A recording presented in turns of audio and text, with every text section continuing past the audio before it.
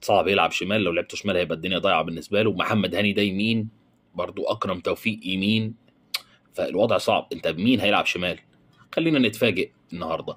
واعتقد ان هو هيلاعب احمد نبيل كوكا، ولا هيلعبه شمال النهارده، يعني اللي هو اساسا في خط النص. تعالوا بقى نشوف خط النص. خط النص مدجج بالعناصر الكتير قوي: مروان عطيه، عمرو السوليه، احمد رضا، محمد مجدي قفشه المهمش من كولر فتره كبيره جدا جدا جدا، كريم ندفد، امام عاشور، احمد نبيل كوكا، طاهر محمد، طاهر حسين الشحات، محمد عبد الله، اشرف داري. هل ده كله هيلعب؟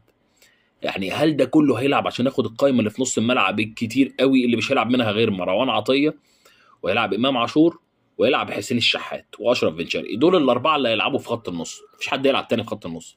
خط الهجوم عندك جريداشار وسام ابو علي، وهتلاعب النهارده وسام ابو علي رسمي. جريداشار اكيد هيبقى على خط الاحتياطي. طب انت مين هيلعب في خط